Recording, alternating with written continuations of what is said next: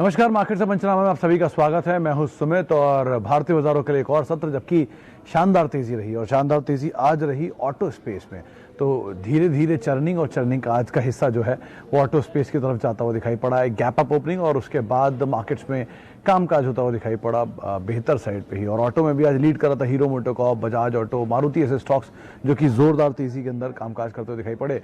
एक सबसे की फैक्टर आज जो देखने को मिला वो था मिड कैप स्मॉल कैप। ये लगातार ऐसा सेक्टर है जो पूरे हफ्ते ही स्ट्रांगली परफॉर्म करके गया और एक अच्छी तेजी वहां पर देखने को मिली।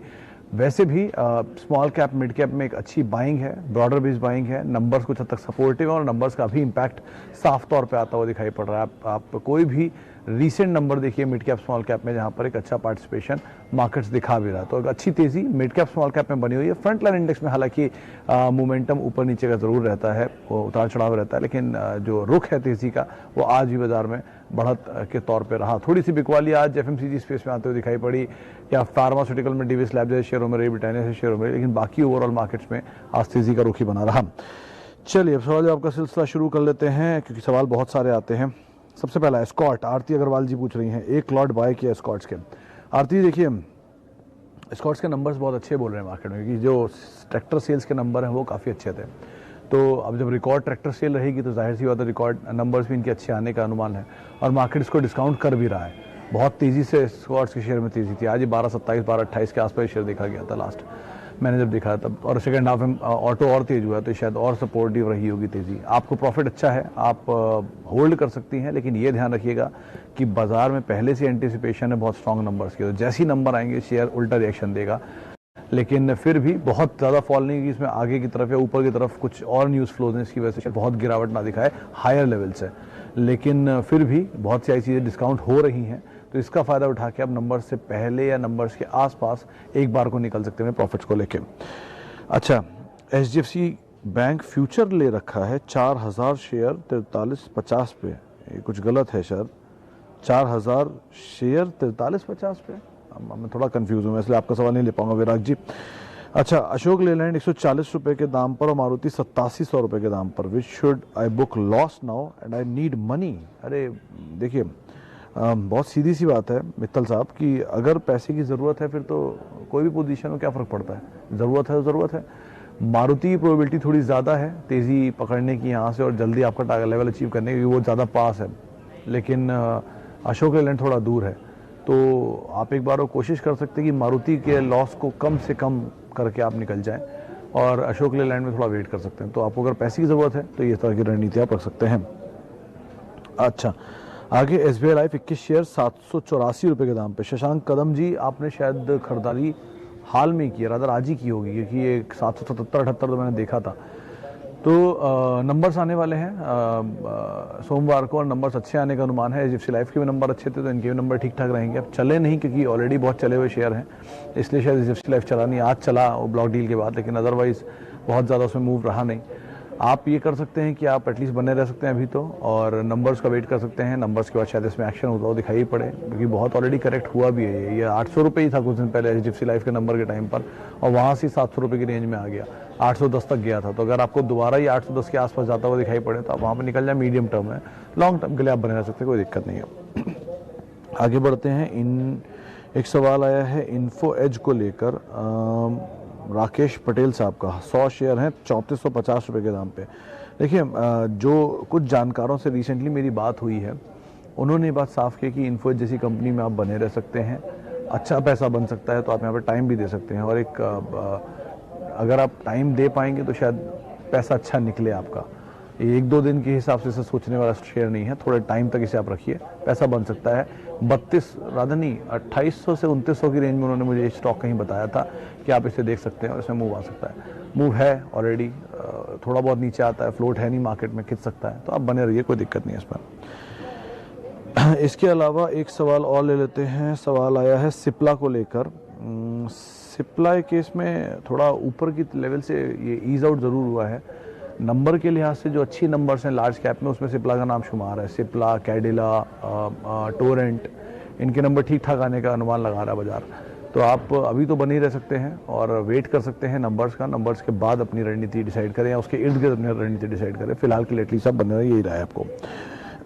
उसके अलावा एक सवाल एशियन पेंट पर है, 10 साल के इन्वेस्टमेंट के रिव्यू, शिवम मिश्रा साहब का। मिश्रा साहब, बहुत ही ज़बरदस्त सवाल है आपका। एशियन पेंट को अगर आप 10 साल का नज़रिया पूछें तो उस हिसाब से उसका जवाब सुनिए। ये कंपनी 50% के आसपास का मार्केट शेयर ओन करती है पेंट स्पेस में।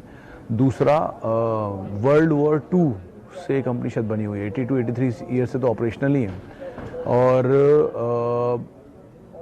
इस कंपनी के साथ 136 देशों में इनका कामकाज है, अगर मैं गलत नहीं हूँ तो। डेट बहुत मिनिमम है, ज़्यादा कैश है, अच्छा कैश फ्लो जनरेट भी करते हैं। और एक बहुत इंटरेस्टिंग फैक्ट ये भी है कि रिलायंस भी इस कंपनी के अंदर करीब 4 या 5% स्टेक ओन करता है। तो आप जब वो कर सकता है, देश की सबसे बड़ी कंपनी होगा, तो आप तो कर ही सकते हैं। समय दीजिए, अच्छी कंपनी है, माल बिकता दिखता है, कोई दिक्कत नहीं बना रही है इसमें। अच्छा, आगे बढ़ते हैं। एक सवाल, आईजीएल पर 380 रुपये पे मंथ व्यू और टाटा केमिकल 292, एयरटेल 502। इतने सवाल का जवाब तो नहीं दे पाऊंगा सुबिन साहब, आईजीएल ही का जवाब देता हूं पहले।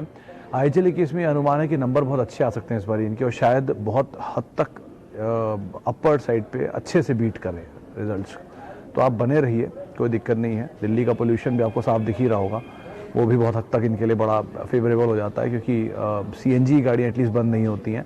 पेट्रोल और डीजल की गाड़ियों पर सरकार मैक्सिमम रोक लगा सकती है। तो आप इस लिहाज से भी एटलीस्ट कंपनी में बने रह सकते हैं, कोई दिक्कत नहीं है। और टाइम दीजिए, और ये भी मान के चलिए कि इसके नंबर अच्छे आने वाले हैं इस क्वार्टर के अंदर। अच्छा, आगे बढ़ते हैं। आदित्य बिरला फैशन पर विजेंद्र सिंघल जी का सवाल है। सिंघल साहब, खबरें तो आपने सुनी होंगी, वो अमेजन वाली जो आज इससे रिलेटेड आई थी, शेयर 10% करीब चला भी। आपने किस भाव पे लिया ये अभी कहना मुश्किल है, लेकिन राय यही है कि एटलीस्ट आप बने रह सकते हैं। अभी तो न्यूज़ फ्लो काफ़ी है, गर्म है, रिपोर्ट्स आएंगी, ब्रोकरेज हाउसेस अपग्रेड्स आएंगे, भाव पता चलेंगे, बहुत सारी चीज़ें। तो आप उनको आइडेंटिफाई करिए और एटलीस्ट बने रहिए, और समय दीजिए। सिचुएशन बदलती है, लॉकडाउन के बाद नंबर्स कैसे आते हैं, आगे की गाइडलाइंस क्या आती है, तो ये सब चीज़ों को ध्यान में रख के आप बने रहिए, वो ज़्यादा बेटर है। इसके अलावा एक सवाल लेते हैं। एयरटेल पर 502 रुपये के भाव पे खरीदारी है। 502 तो बहुत ज़्यादा ऊपर का भाव अभी दिखाई पड़ रहा है। हाँ, लेकिन लोअर लेवल से शेयर चला है, 3 दिन चलने के बाद थोड़ा सा कूल ऑफ हुआ है। 430-435 तक आकर इसमें सप्लाईज मेजरली आती है। अगर आपने 502 पे लिया तो मैं ये मान के चलता हूँ कि आपने उस समय से भी मीडियम टर्म अगर माना होगा तो भी 2 महीना 3 महीने तो भी एटलीस्ट आप होल्ड कर ही सकते हैं। या फिर लॉन्ग टर्म अगर आपने लिया तो कोई बात ही नहीं है, आप बने रह सकते हैं लॉन्ग टर्म में। मीडियम टर्म में मोमेंटम प्ले कर सकते हैं, शॉर्ट टर्म में आप इसको बहुत ज़्यादा तेज़ी या फिजल इसमें सब निकला होगा। तो आप नंबर्स को देखिए, मीडियम टर्म के हिसाब से देख रहे हैं तो नंबर्स क्रूशियल हैं, शायद शॉर्ट कवरिंग सपोर्ट कर दें। और लॉन्ग टर्म के हिसाब से आप बने रहिए। आज ही बर्नस्टीन की एक रिपोर्ट आई थी और 620 रुपये के टारगेट उन्होंने दिए हैं, और मेजरली 750 के टारगेट्स आ रहे हैं लॉन्ग टर्म में, तो आप बने रह सकते हैं, कोई ऐसी दिक्कत नहीं है। अच्छा, और एक सवाल ले लेते हैं। एक सवाल आया है आईसीआईसीआई बैंक को लेके, मिलन पटेल साहब का सवाल है। पटेल साहब, आईसीआईसीआई बैंक बैंकिंग में नंबर अच्छे आए एचडीएफसी बैंक के, और मार्केट ने उसी में ही डिस्काउंट कराया एक्सिस बैंक को और आईसीआईसीआई बैंक को। नंबर ठीक ठाक थे उनके भी, आईसीआईसीआई भी एक्सिस और आईसीआईसीआई नंबर आने हैं। तो मार्केट में सो फार तो यही बात है कि इनके नंबर भी अच्छे आएंगे। आप एटलीस्ट बने रह सकते हैं। डिपेंड करता है आपने खरीदारी कब की है, कितने टाइम के लिए की है, क्या नज़रिया रखते हैं आप। लेकिन लॉन्ग टर्म के लिए कोई दिक्कत नहीं है, मीडियम टर्म के लिए आपको रणनीति बताई जा चुकी है। अच्छा, टाटा मोटर 5 साल के लिए, स्वप्निल ओसवाल साहब पूछ रहे हैं क्या किया जाए। देखिए, टाटा मोटर पे 220 रुपये का सीएलएसए का टारगेट है। ये मैंने अब तक का सबसे रिसेंट का सबसे बुलिश टारगेट सुना है टाटा मोटर्स में। मीडियम टर्म के लिए तो हाँ ठीक है, यतिन भी कुछ दिन पहले डीलर्स यहाँ पे खरीदारी की राय दे रहे हैं, और आज आपने देख भी लिया कि चला है ये। लॉन्ग टर्म या बहुत लॉन्ग टर्म के लिए आप थोड़ा सा इसको बड़ी क्वांटिटी में एटलीस्ट ना लें, और अगर ले रहे हैं तो डाइवर्सिफाई कर दें अपने आप को। अब 5 साल या 10 साल में कहना मुश्किल है स्थिति किस तरह की बनेगी।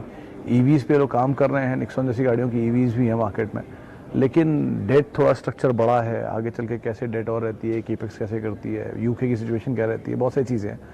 तो 5-10 साल के लिए तो बार बार चेक करना पड़ेगा आपको कैसे हर साल नंबर दे रहे हैं उसके हिसाब से। लेकिन at least medium to long term आप इसे होल्ड कर सकते हैं। 200-220 रुपये के आसपास निकल जाइएगा इसमें। डी मार्ट पे एक सवाल आ रहा है, क्या किया जाए डी मार्ट। देखिए, डी मार्ट में यूजुअली मैंने जो डीलर्स में बस सुना है वो तो ये कहता है कि थोड़ा नीचे आएगा ये शेयर। इनफैक्ट वो तो 1400-1300 की बात भी कह रहे थे कि, लेकिन लॉन्ग टर्म के लिए आप ये मान के चलिए कि एटलीस्ट आप डी मार्ट में नीचे के भाव में मिले तो आप लीजिएगा, अगर आपने भी ले रखा है तो आपको पेशेंस रखना पड़ेगा थोड़ा सा। रिलायंस के मूव पे, स्पेशली रिटेल बिजनेस के, कैसे कंपनी रिएक्ट कर रही है, कैसे अपने आप को रीपोजिशन कर रही है, कहना मुश्किल है। और सबसे इंपॉर्टेंट चीज़ की बहुत महंगा है, 100 के मल्टीपल के आसपास शेयर कामकाज कर रहा है। इतना महंगा शेयर हमेशा बाजार में प्रिवेल करे, बहुत मुश्किल है कहना। तो कोई भी शेयर इतना महंगा जो होगा, अनटिल वो FMCG या फार्मा ना हो, बहुत मुश्किल है उसका सस्टेन करना। तो अब देखते हैं बाजार कब तक इसको सस्टेन कराता है इस लेवल पर। अच्छा, आखिरी में एक सवाल और लेता हूँ। सवाल है वेदांता को लेकर। वेदांता 117 रुपये के दाम पे 450 शेयर है। अभी कुछ दिन पहले मेरी हेमंत से बात हुई थी, हेमंत ने और कुछ ब्रोकरेज हाउसेस की रिपोर्ट में भी ये बात मेंशन थी कि 140 रुपये से ज़्यादा ऊपर की तेज़ी नहीं देख रहे हैं वो बात अलग ही। LIC ने माल टेंडर करने मना कर दिया, लेकिन हाँ डिविडेंड तो आ ही रहा है आपको, तो आप डिविडेंड तो उसको लीजिए। एटलीस्ट 14 रुपये, 114 पे आपकी खरीदारी है और आपको डिविडेंड 15 रुपये करीब मिल जाए। आज जो इस पर बैठक होने वाली है, अगर ये 7-8 रुपये 10 रुपये डिविडेंड भी देता है तो भी आपकी यील्ड 8% के आसपास बैठ जाएगी। तो आप डिविडेंड को तो एटलीस्ट लीजिए, उसके बाद आगे की रणनीति क्या रहती है डिपेंड करता है मैनेजमेंट कैसे कैसे इसमें चीज़ें बोलता है। लेकिन हाँ डिविडेंड आगे भी आता रहेगा, तो एटलीस्ट डिविडेंड को आप पाते रहिए, आपकी कॉस्ट नीचे आ जाएगी और उसके बाद फैसला ले सकते हैं। तो अभी के लिए तो एटलीस्ट आप बने ही रह सकते हैं इसके अंदर। और आज जो है बैठक है उसके ऊपर आप ज़रूर नज़र रख सकते हैं। चलिए, इतने ही सवालों को हम शामिल कर पाएंगे। माफ़ी उन लोगों से जिनके सवाल नहीं ले पाएंगे, बहुत सारे सवाल आते हैं। और बहुत बहुत शुक्रिया उन सभी लोगों का जिन्होंने हमसे सवाल पूछे और इनके सवालों के हमने जवाब दिए।